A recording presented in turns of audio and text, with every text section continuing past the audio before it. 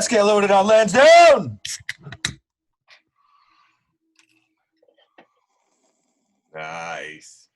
The masculine taste of a hard seltzer. Sugar water, yeah. But at least I buy Boston.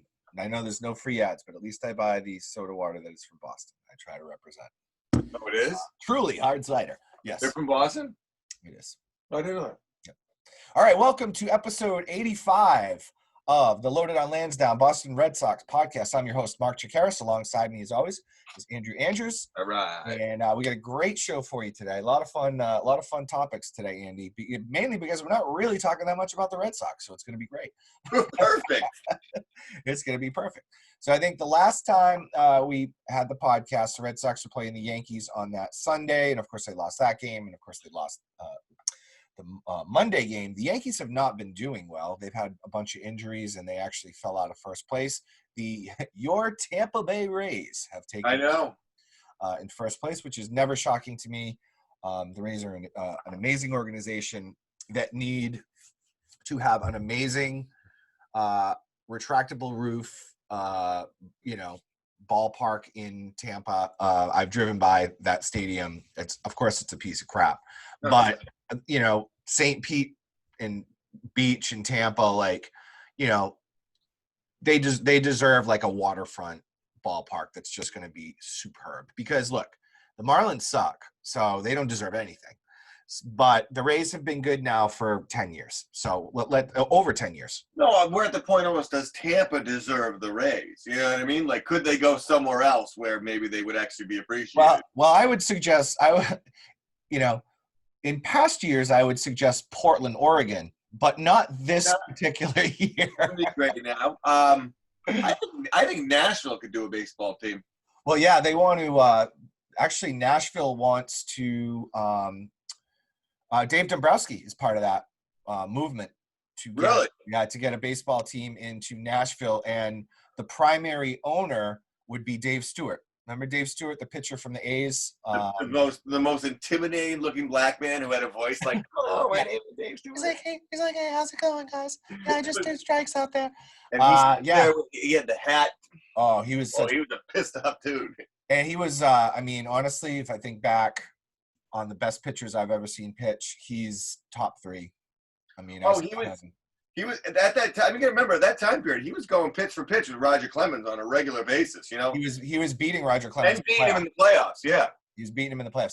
So I guess Dave Stewart wants to. Well, he's going to be the primary owner, so he would be the first. I think he'd be the first black professional. Where's he coming up with this kind of cake? I was thinking the same thing, and I think he did something extremely successal after baseball, and besides being Major League Baseball, right?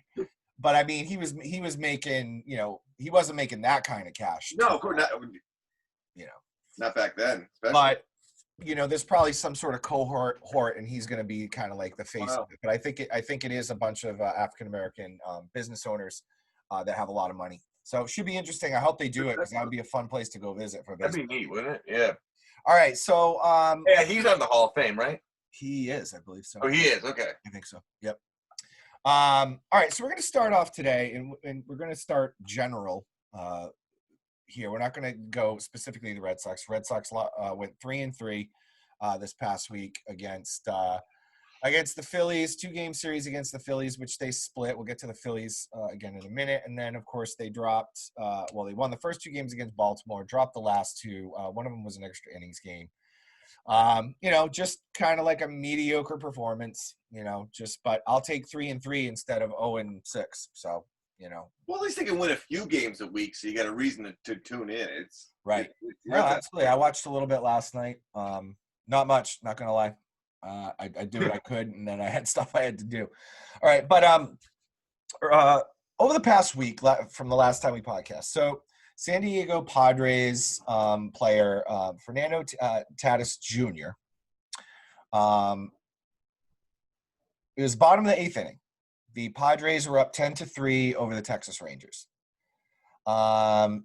Rangers pitcher Juan Nicasio had a 3-0 count.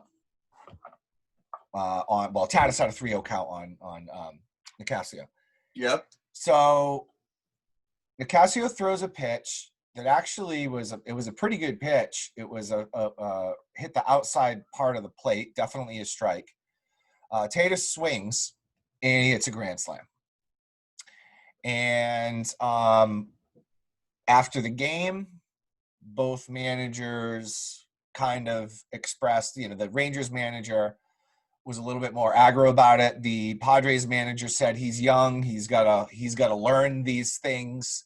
And then I guess they sent Eric Hosmer, who's like one of the senior members of the Padres, to like go talk to him about what he did. He subsequently then apologized for swinging a bat at a 3-0 pitch with a 7-run lead.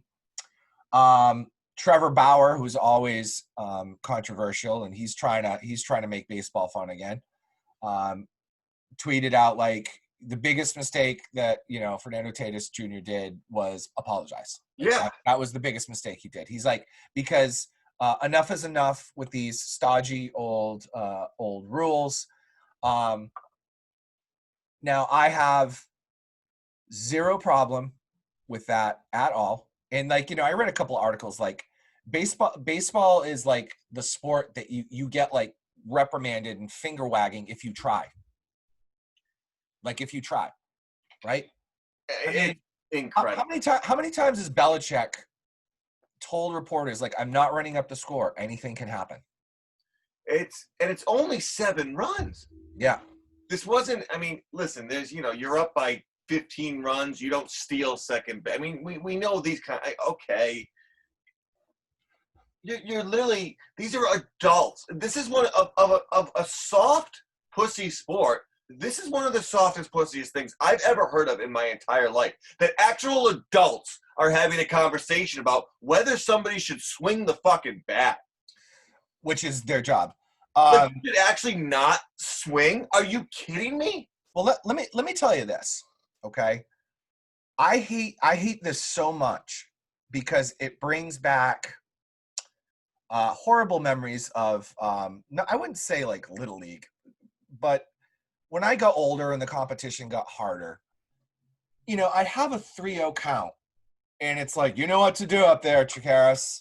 It's take the pitch I could probably handle, and you mean because this guy on the mound who's falling apart is just gonna throw it over the plate? He's gonna throw a meatball. Yeah, I know he's gonna throw a meatball. He knows he's gonna throw a meatball, but he also knows, because it's the unwritten rules of baseball, Andy, that I'm not going to swing. So if it was 2-0 and he swung and he hit that, everyone would have been fine? Yep. Yes. So at 2-0, if the guy served up a meatball, finally the Padres are actually relevant and people care about them. This guy is a phenomenal player. He's excited. The Padres went on, what they do? They had 6 grand slams in 4 games or something ridiculous thing like that.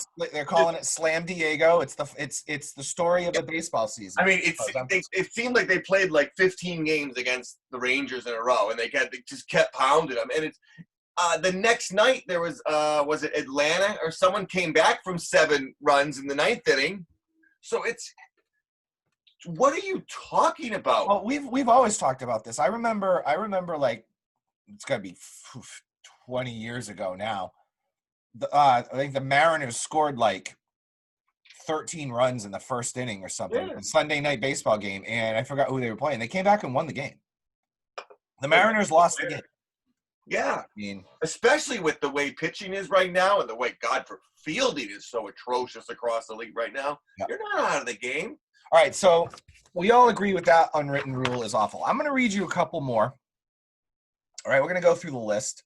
You're going to tell me yay or nay for yes, you agree with them, or nay, you disagree with them. So you have a list of unwritten rules? Yep, the unwritten rules of baseball. What are they? Did a lot of research on this. Wikipedia.com. All right, they're unwritten. What's that? Unwritten? Yeah. It was written down here, but not in an actual rule book. All right. So this is for the batter. Okay. So for the batter, do not bunt to break up a no-hitter. No. There's huge caveats with that. Huge caveats. Huge caveats. If you are down, if it's 10-0 in the ninth inning, yes. If it's 1-0 in the ninth inning and you see everybody sitting back because they don't want to make a mistake, absolutely, you should bunt. Yep, no doubt about it. And again, you don't want to put these other little unwritten rules in there. But dude, if it's a no hitter and it's the sixth inning and it's 0-0 or it's 1-0 and you're not playing for the bunt, I'm bunting, bro. Sorry, I want to win the game. If you bunt safely, is it a hit? Yes. Does it go in the scorebook as a hit? Yep. At the end of the season, do you have 200 hits and 1 bunt in, or do you have 201 hits? 201 hits. So shut the fuck up, dude. Yep. Well, you gotta play it. They're professionals. If the third baseman's in and the catcher's ready to go and the pitcher fields his position, it shouldn't be an issue. They have to be ready for it. Pitchers always say, "Oh, the no hitter, it's not me. It's my teammates. It's my fielders. It's my coaches making this." A no hitter, a perfect game is a team thing. Well, everybody needs to participate. But to your point, when I saw Derek Lowe's no hitter, it was 10-0 and already in I think it was like the third or fourth inning was already 10-0. Yeah, there's no need to bunt there. Now you have to earn it because a bunt means nothing.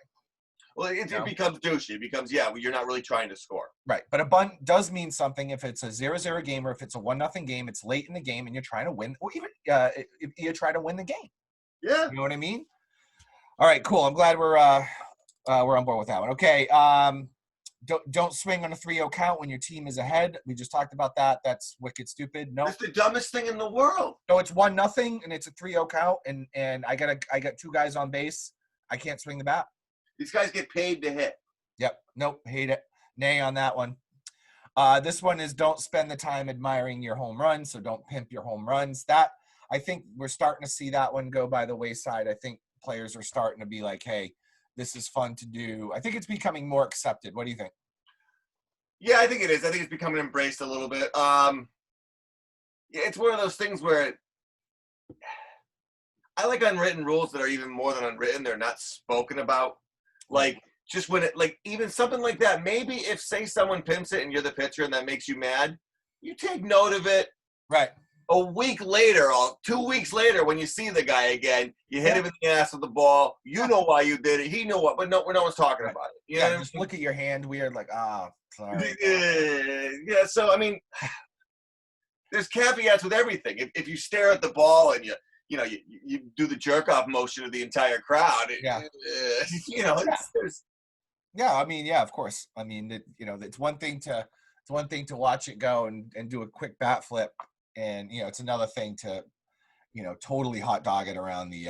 Was it Randy Moss who pretended he took a shit with the ball when he pretended he gave it? Yeah, okay. Oh, that's when they started calling the NFL the No Fun League because they started banning the celebrations, which were super fun to watch. Because people like Joe Horn were grinding with the now post. This one I totally agree with. This is actually the one on the list, the only one on the list that I totally agree with. Do not steal bases if your team is ahead by a significant amount. I do agree with that one. We were down. I was coaching baseball. We were down by 8-9 runs, and some kid on the other team took off on us. And I was just like, what's the number though? Significant. See, this is why these rules exist for high school, yes, for little league, yes, for even college, yes. Once everyone's getting paid, man. Yeah. What if the guy wants stolen base stats? And he can do it. What if that's why I get paid? Because I'm fast. Yep. Jackie Bradley. Hold me on. Be a professional. I don't know. I think all of it's stupid. I think everybody just be better. And if you have a problem, fight the guy. Don't complain about it I don't want to hear about it on social media. I don't want to hear about people whining to reporters. If it's really that bad, punch him in the face. Yeah, exactly. All right, this one's wicked stupid. Don't swing at the first pitch of the at-bat if the pitcher has allowed back-to-back home runs. No, I'm swinging at the first pitch. Especially if he's giving back-to-back home runs. Exactly. All right, this one's wicked dumb. Do not work the count if your team is winning or losing by a significant amount. No, I'll work the count the way I want the count to be, and I'm going to wait for my pitch. I'm going to approach every at bat. I'm in my brain, I'm not going to be like, well, we have a significant lead, so I'm not going to work the count. How do you not work? Doesn't every batter just by batting, you're looking for your? How do you not work? Like literally, you're going to walk up there and go, I'm going to do a bad job.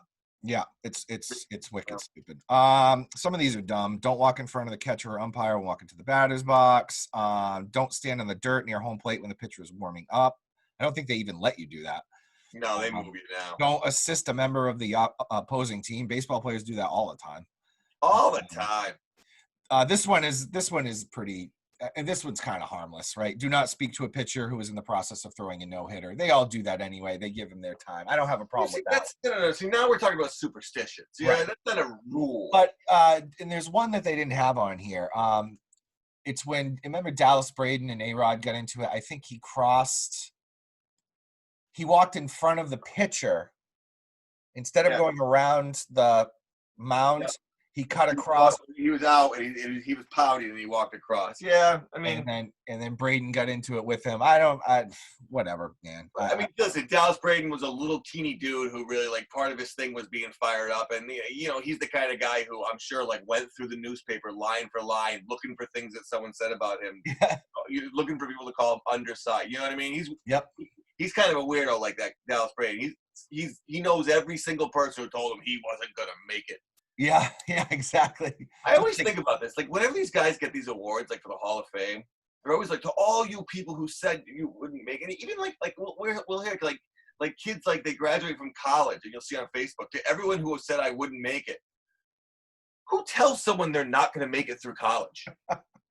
Like, I've never understood this. It's like, like literally there's people like, yeah, dude, there's no way you graduate. Or like, hey, I want to be a baseball player. You have no shot. You suck. Like, you're totally gonna fail at everything you do. Just like all your whole family, your whole life, like your aunts, uncles, you're out getting the paper at the store, and the guy's like, "Here's your 50 cents. By the way, you got fucking no chance on that science test this weekend." It's like I'm. Who are these people? Yeah. And why are you hanging around with so many people? That told you that you're like, get new friends and new family. I don't think anyone has literally ever told me that I wouldn't do something. Like, people encourage me to do stuff, and I'm like, nah, I can't do that. Yeah, I'm like, it seems like a lot of work. That's a lot of work. Listen, you could be a professor. You could get your I don't know, man. Yeah. Never mind. You should get your PhD. You'd be a really no. No, that seems hard. So it's an aside, but everyone's always talking about these people who told them they couldn't. Like in regular life, like people said I could never do it. So now I'm the assistant vice president of mortgages. Yeah. Who told you couldn't do that? Yeah. It's very specific. Yeah. You'll never make it in the mortgage business, kid. I mean, and if I've ever told a kid they couldn't do something, like, hey, all the teachers who told me I couldn't do it. Well, we get paid to lie to kids and tell them they can do it every day.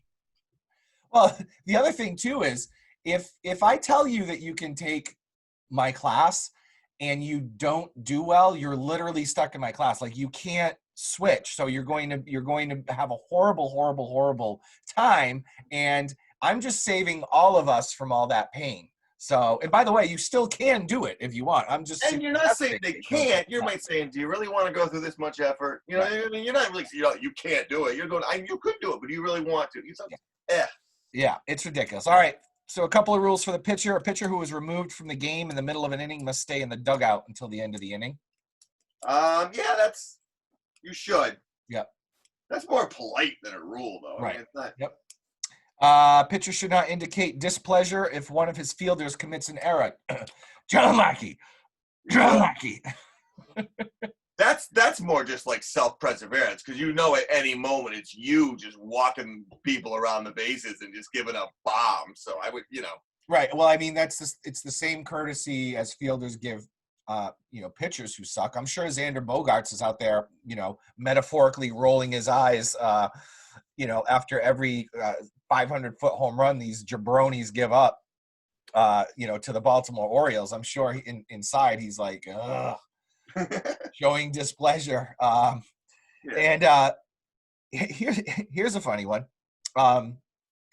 So for all the people who love the unwritten they love all the unwritten laws. They're like, no, you have to follow the unwritten rules of baseball. Well, there was also another unwritten rule of baseball. It was never written down, and that was the color barrier.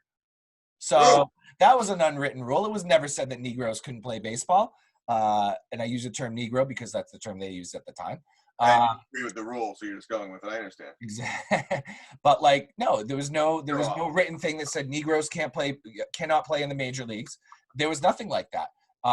It was just an agreement between, the wealthy, rich white owners who said, we aren't going to have African Americans play.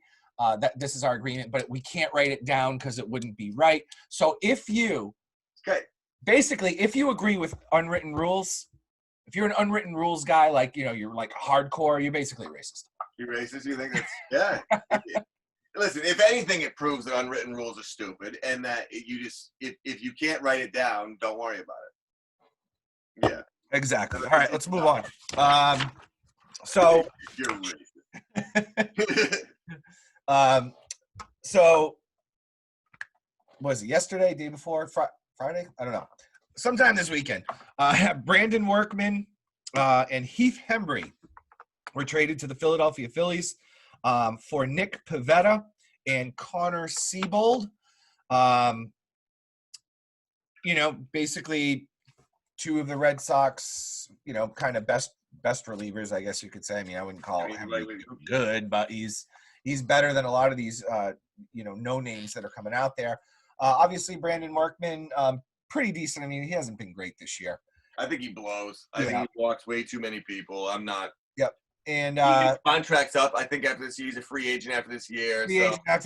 So I'm not willing to give him a penny. Chaim Bloom, like, smell you later. I don't know if Hembree's a free agent. He might be. But he can have all around stinks. Might have one more year of control. But Heath Hembree, I've never been a fan of his. So they get this Nick Pivetta, who's a hard-throwing righty. I think he's got like a 15-point-something ERA right now. But that's okay. We'll talk about him. That makes him third on the team. Right. And so he's a hard-throwing righty. The problem he has is with his command. And then Siebold is the opposite. So Siebold lives in the low 90s with, they said, what do they say, like mediocre secondary stuff. So he has 3 pitches, and they're okay. But I guess he's got pinpoint control, which, again, that's the Greg Maddux thing, right? You can throw 91 as long as you hit your spots every single time. I don't think he's Greg Maddux. No. But I have heard of Connor Siebold, so it's interesting to see what will become of this. Now he got like a 5.5 ERA right now, or something. He does. Yeah. Now, some people were criticizing Chaim Bloom for this move, but I read an interesting article that said one of Chaim Bloom's strengths is he can look at players who have good raw stuff, right? And then he kind of figures out how to maximize and get them kind of on track. So, for instance, a couple of years ago, Tyler Glasnow was a pitcher for the Pittsburgh Pirates. One year he had a above 7 ERA, and he was living in the high 4s. Okay, so in 2000, I believe it was 2008. No, it was 2019. It was last year. 2018 trade deadline. Chaim Bloom trades for Tyler Glasnow. Gets him. He pitches to with the Rays. Still posts like a 4.20 ERA, but his ERA was significantly lower. Yeah. Last year, he went 6-1. So he was a starter, 6-1 with a 1.78 ERA. So they're hoping, and I guess Bloom has done this with other guys. I didn't really have time to, research them all. But this is the type of guy that they're hoping that Chaim Bloom can pick up. And honestly, look at Martin Perez. I mean, he's had a pretty good week. He's your best pitcher right now. Right. So, I mean, we were all like, oh, this guy's going to kind of suck. He's going to be our 5th starter. Well, right now, he's your best starter. Yeah, he won his last game. He looked really good. He's been pitching well. I think he leads the team in wins, and I think his ERA is sub 4. So ERA's down, yeah. You can't really, and that's that's a Bloom acquisition. So with the trade deadline about a week away, Andy, Yep. it's interesting because of course he's already pulled the trigger with what was it, 10 days before the trade deadline. Yeah. No, he's definitely there's things going. And just to finish off the Workman thing. Yeah. People though who are what did you think you were going to get for Brandon Workman? Like, no one's banging the door down for Brandon Workman. Like, so I mean, it's a contract you're not paying next year. So just don't worry about it. Right. And I guess these two guys are under control. One of them is a AA player. Yep. And the other guy's under control for a couple of years. So. And if they stink, you cut them, and you got rid of Brandon Workman. Yeah. I mean, who you would have lost anyway at the end of the season, and you would not have re-signed. Yeah. No, you weren't going to re-sign. It's insane to re-sign him. So I read an article that talked about because he moved 10 days before the trade deadline that there's going to be more pieces. And, he kind of tiered. I'm so sorry. I forgot the name of who wrote the article, but he suggested there was kind of like, 2 tiers of Red Sox players that could be traded. So, guys specifically like Jackie Bradley Jr., who's going to be a free agent after the year. I've already heard talks about that. Mitch Moreland is having a phenomenal year. If someone is looking for a left-handed bat with Gold Glove caliber defense, you could actually get a little bit in return from Mitch Moreland. I think in a shortened season like this, the guy is clutch. He hits bombs. He's a hustler. I like everything about Mitch Moreland. So he's the type of player. You could get a high prospect kind of pitcher, something like that, maybe. Absolutely. And then, so those are the 2 guys he really singled out as guys that would be traded. He said that Xander Bogaerts and Rafael Devers are those are your 2 cornerstone players. Yes, and Ian Bloom made remarks to that too. Yeah. Those are the guys you build around. Those are your 2 studs. You don't mess around with that. And then, the other tier, so those are the guys who are kind of like free agents and have, pretty good major league talent. The other tier is the guys who are younger, controllable, and clearly aren't really the cornerstone of your future. You're not. So that's the Andrew Benintendi and the Michael Chavises of the world that might have some value. You can get a significant package for those guys because they're young and controllable. They may not be, superstars or whatever, but Andrew Benintendi has shown that he can do it in the past. Having a good, first season and a half. Michael Chavis, we'll see what he becomes, but he's got potential, and it may be just one of those change of scenery guys. Maybe. For both those guys. And the other guy that was mentioned was Kevin Pillar, and I don't want to see them trade him. I like him. That'd be a bummer. But I'm not in love with him. You still have him for another year. I know that. So that's something about him. But if you get a good package for him. And has there been talk about Evaldi? Because if I'm the Red Sox, that's the first person I'm trying to move. Well, yeah, I think we talked about this last week. That was our number 1 guy that might as well try to trade him and get that contract. I really haven't heard anything on that tip. I think his contract is the reason why. It's a big one. But if some team is desperate enough or some injuries, the Dodgers, they'll take him. Well, I was just about to say, I'm thinking, Clayton Kershaw goes down, or Evaldi.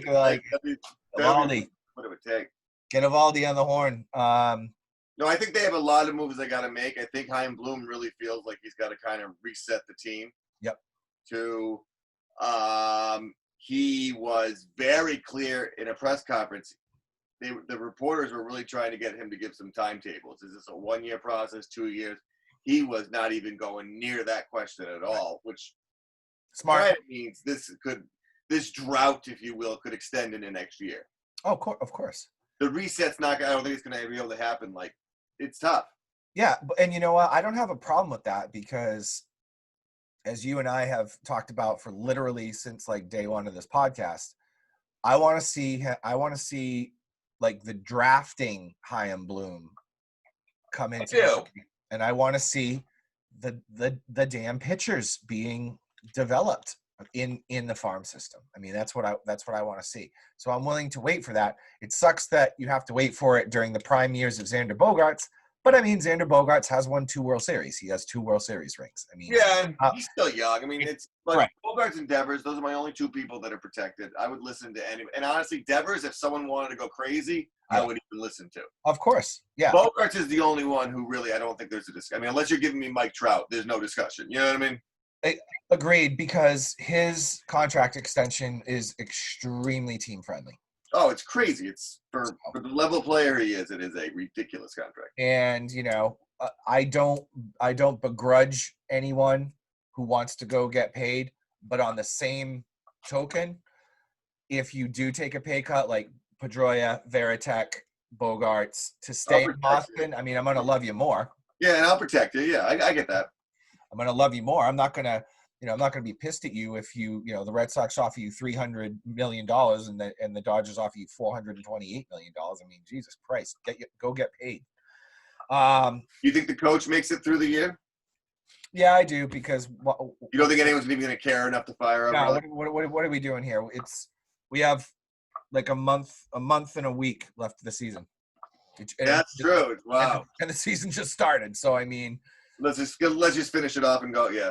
Yeah, and look, I actually don't blame Ron Renicky for anything. I mean, I think he's milk toast. I think he's like super vanilla, and I think he's kind of boring. And I miss Alex Cora. I'm not gonna lie. I doubt he's even doing the lineup. Yep. I mean, you know what I mean? He might be getting the lineup from the office upstairs. Yep, it's true. I think he's a babysitter. He knows it. Everyone knows it. That's what I always thought with him. Oh, we named him manager. Yeah, well, okay. We'll see. We'll see. All right. So a couple of fun facts. So we're going to do a little bit of this day in baseball from baseball history. A new little segment we're going to do here where I try to look for weird stuff to present to you, or fun facts. So you want to do the Red Sox one first, or you want to do the all of baseball one first? Because I think the all of one baseball first, the all of baseball one is wicked funny. So I want to save it for last. Okay. Because I don't know, it so exemplifies this player. You really tell. All right, this thing better come through. Let's do the shitty one first. Go ahead. Well, this one's the other one's dog shit. I get it. This one's not shitty. So this is the Red Sox. So this day in Red Sox history. So August 24th, 1919. Okay? So 101 years ago. Red Sox pitcher Red Caldwell was pitching a complete game. He had the lead. There were 2 outs in the in the top of the 9th when he got struck by lightning. Oh, Jesus. So he got struck by lightning. Okay. He was unconscious for 5 minutes. Okay. Then he came to. Right, he's like, "What the hell is going on?" Right, and they were like, "Oh, you're struck by lightning." Like, come on. They tried to take him off the field, and he was like, "Oh, hell no." He's like, "I gotta get this guy out." Stayed on the field, and then what did he do? He doesn't want to leave the game. Gets the next guy out, gets his complete game shutout with the win after being struck by lightning and being unconscious for 5 minutes. Why don't more people know about this guy? I don't know, but my point is this, right? If David Price gets struck by my God, right? Or no, I'm picking on David Price. If literally any Major League Baseball player got struck by lightning, they'd be like, that would be it. There's lightning in like Hingham. They canceled the game. Yeah, I know, right? What are we talking? It's crazy. And also in Red Sox history, in 1940. Fun fact, Ted Williams pitched 2 innings of a doubleheader, and he struck out 1, gave up 1 run on 3 hits in those 2 innings. So not bad. It's a Teddy ball game, doing a little bit of pitching. All right, so this is the most embarrassing thing I've ever read in my life. Okay, it really is. I mean, maybe I'm gonna underwhelm you, but like I read this and I was like, wow. So in this day of Major League Baseball in 2006, Sean Casey. Remember Sean Casey used to play for the Red Sox? He's on Major League Baseball Network. Yes. They call him the mayor because he's such a nice guy. Okay. I don't know if you remember his stint with the Red Sox, Andy. This dude was slow as can be. Like, he was really slow, like famously slow. Okay. So he's up at bat. He hits a line drive. I forgot. So he was on the Tigers. They were playing the White Sox. Okay. He hits a line drive to the third baseman. Third baseman reaches up. It hits the top of his glove. The third baseman, it was Joe Creedy, was the third baseman. Third baseman comes down. All right. Casey is watching it. He thinks he's caught it, right? So he starts to let up and jog.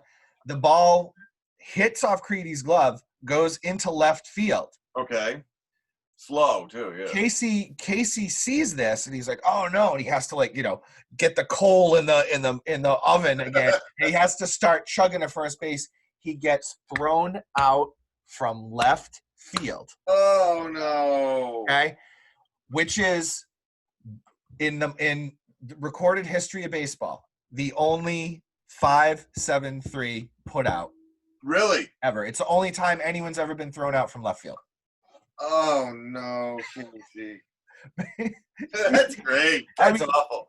Think about what a thing to be known for. Oh, I mean, I'm just thinking about the size of a baseball field and how deep.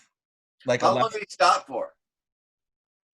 Like, was it probably stop, have a sandwich? A couple of 2 seconds, but that's all it took. And just couldn't get going again. Started pumping those little teeny dry sand. Those little mozzarella sticks together. Oh. And he got thrown out at first base, which to me, I mean, you hear about it sometimes where dudes get thrown out from right field, and that's normal because if he was gassed too. So yeah, going back to the dugout. I have to see. I didn't have time before the podcast, but I have to see if I can find video of that. Yeah, on YouTube. That'll be our homework this week to see if I can find that. All right, and you got anything else? No, nothing really. Bruins looked really good against Tampa last night. Yep, I watched. I thought they played well. Halak played adequate. I thought at times he was good. If he can be this good, I don't think he needs to be better. Krejci looks awesome. Yep. And Pasternak looks good too. Yep, absolutely. So they're firing on all cylinders, and hopefully they don't need Tuukka to win this thing. I don't think they do need him to win this. They do not need him. They're going to win without him. I think it's going to help them win. Yep, me too. Celtics play this afternoon. I got my Celtics hat on today. Celtics play tomorrow. Tomorrow, okay. They made the 76ers look like fools. Yeah, again. Coach already got fired. As usual. Yep, as usual. That coach is probably like, thank God, get me out of this bubble.